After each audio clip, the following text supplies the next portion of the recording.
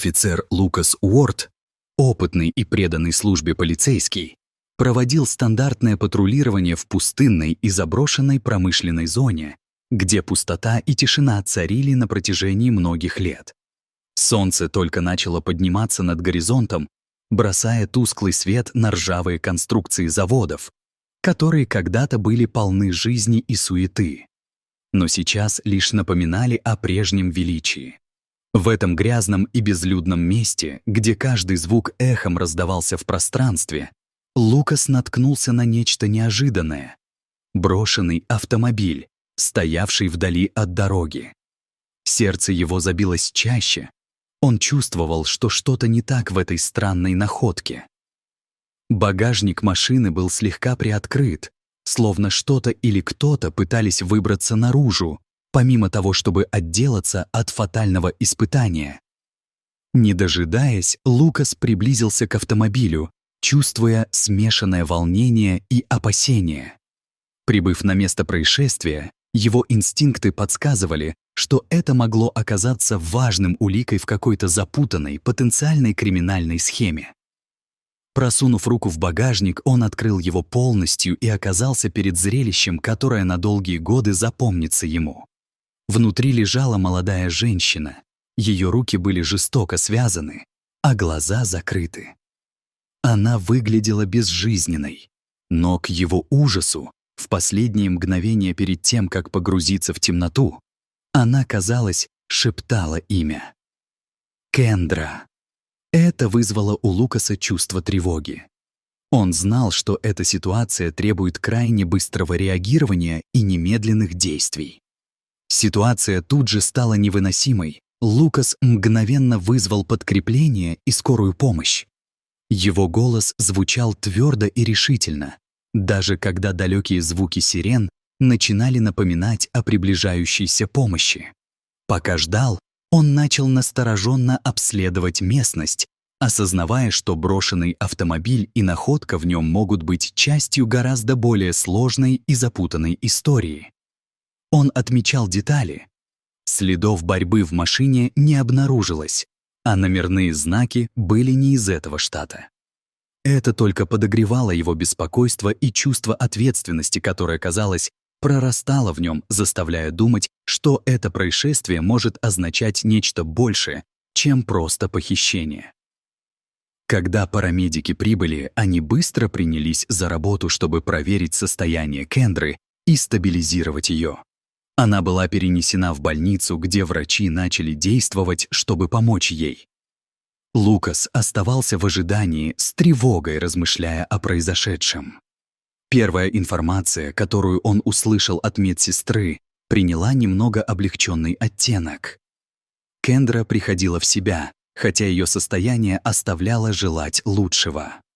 Однако волновало то, что из-за долгого пребывания в бессознательном состоянии она могла не вспомнить о том, как оказалась в такой ситуации, что вызывало у Лукаса сильное беспокойство и представление о том, как важно быстро узнать, кто она и как случилось это ужасное происшествие. В то время как Лукас ждал в больнице, он чувствовал, как события этого дня могут сломать или изменить жизни людей. Он представлял, как горе и страх будут разделены между Кендрой и ее семьей, когда они услышат новости. Неожиданно информация, которую он готов был услышать, стала совсем другой. Лукас узнал, что Кендра Мейсон не была просто потерянной женщиной, а племянницей сенатора Мейсона, что добавляло еще большее значение и детали к этому делу. Это обнаружение означало, что похищение связано не только с местными интересами, но может потребовать участия более высоких инстанций и более ответственного подхода к расследованию. Федеральные агенты, как ожидается, были вовлечены в этот инцидент и моментально завоевали контроль над расследованием, потянув за собой кучу бумажной рутины и бюрократии, которые перегружали участков. Лукас, несмотря на всю серьезность ситуации, держал в себе решимость продолжать следить за безопасностью Кендры, невзирая на давление от ее семьи, которое могло помешать ему в деле. Он ощущал необходимость разобраться в том, что произошло, и его готовность пройти лишние шаги ради справедливости не покидала его. Он знал, что остаться в стороне значит вызвать еще больше проблем как себе, так и тем, кого он хотел спасти. С каждым днем напряжение на участке только росло, когда новые федеральные агенты пришли на смену. Агенты имели свои установленные методы работы, которые иногда вступали в противоречие с принципами Лукаса, однако он понимал важность сотрудничества. Вне зависимости от того, какая была бюрократия, они были всеми силами готовы исследовать это похищение и все, что с ним связано.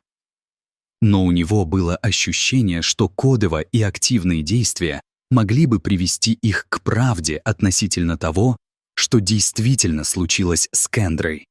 Лукас почуял, что необходимо раскопать подробности ее недавнего прошлого, и чтобы сделать это, ему нужно было спешить, пока было не слишком поздно. Следующим шагом в их расследовании стало открытие задержанного преступника по имени Слим Рейнольдс, известного угонщика автомобилей.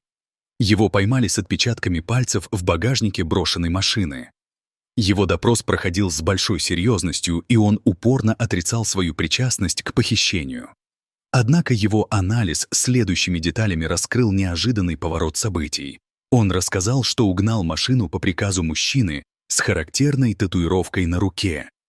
В этот момент Лукас и его напарница Сара, ухватившись за новую нить расследования, достигли того поворота, который мог бы вывести их на правильный путь в их исследованиях.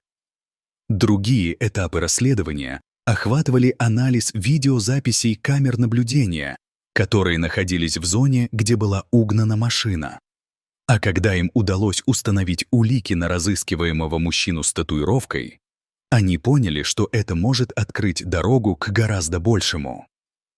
С каждым новым куском информации расследование становилось все более запутанным, а также сложным по мере того, как они вышли на след этой преступной группировки, известной как «Черные тузы». В ходе дальнейших расследований они заметили связь между Кендрой и влиятельной бандой, которая использовала ее как рычаг давления на сенатора Мейсона, что усложняло все больше происходящие события. Глубокое уважение к закону у Лукаса и Сары способствовало пониманию, что ситуация могла быть гораздо более опасной и серьезной, чем они когда-либо могли ожидать. По мере того, как их пути пересекались с черными тузами, их расследование наталкивалось на будущие испытания и препятствия, когда вскоре выявился возможный предатель в их команде. Подобные предательства могли оказаться крайне сложными и острыми, поэтому они понимали, что необходимость действовать быстро стала еще более актуальной, чтобы попытаться найти Кендру и не допустить срыва операций преступного синдиката, который уже успел показать свои хищнические наклонности. Ключом к распутыванию стало найденное ими укрытие бандитов. Когда Лукас и Сара обнаружили уединенный домик, они поняли, что он служил конспиративной квартирой для того, чтобы следить за сенатором и другими возможными жертвами. Это было опасное место, полное неожиданных поворотов и улик, что могло вывести за пределы того, что они и ожидали. Там они нашли исчезнувший одноразовый телефон, на который приходили странные сообщения, связанных с шантажом. Это открытие не только помогло им понять, что дело гораздо больше, чем они могли себе представить, но и добавило им ускорение в тщательном изучении планов бандитов, имея на руках основные улики. Теперь, имея на руках заклики для работы по тайному задержанию Винса Карвера, команда Лукаса и Сары решила выработать стратегию, которая поможет им выманить его. Они знали, что это крайне рискованное предприятие, и готовились тщательно, обсуждая возможные исходы. Каждый понимал, что им необходимо быть осторожными, чтобы не наткнуться на жертвы или преждевременно выдать свои намеки. Когда пришло время для окончательной фазы их расследования, агенты различных органов власти собрались на благоприятном решении провести скоординированный налет на особняк бандитов, как центральную операцию криминальных требований. Столкнувшись с мощным вооружением охраны, Лукас и Сара без лишних слов уверенно провели свою команду через поместье, с задачей обнаружить всех подозреваемых и собрать на них доказательства. Здесь у них уже не было права на ошибку, ведь они знали цену этого рейда, который мог определить будущее их расследования и судьбы Кендры. Каждый из них понимал, что на кону стоит не только их собственная жизнь, но и судьба Кендры. Когда они продвигались через поместье, они натыкались на ящики и пакеты, полные материалов, подтверждающих, что особняк служил центром незаконных операций и многослойных преступлений в масштабе, который они и не предполагали. Нахождение Дрейка в углу ситуации стало напряженным, они знали, что это решающий момент, и их дальнейшие действия окажут огромное влияние на все расследование. Понимая всю важность этой миссии, они при потайной конфронтации смогли загнать его в угол. Дрейк, столкнувшийся с полицейскими, сначала пытался сопротивляться, но вскоре понял тщетность своих попыток и расправы. Он сдался. И в то время как Лукас и Сара размышляли об успехе своего рейда, глубоко в их сознании крутилась мысль о тех потерях, которые были причиной этой борьбы. Особенно они думали о том, как опасно могла оказаться охота на том, кто был пропавшими без вести, и сейчас они с опаской набирали мужество. В итоге преступление было раскрыто, и члены банды получили длительные тюремные сроки за свои действия. Но процесс выявления правды еще не кончался, и это немного нагнетало атмосферу. Коррумпированный федеральный агент по имени Томас также предстал перед судом, что показало, насколько система сложна и изворотлива. Несмотря на то, что Кендра Мейсон в конце концов воссоединилась со своей семьей, Лукас не смог отбросить разочарование по поводу того, сколько времени потребовалось для ликвидации преступного синдиката. Основные моменты расследований никогда не выходили из его головы, постоянно держали его в напряжении.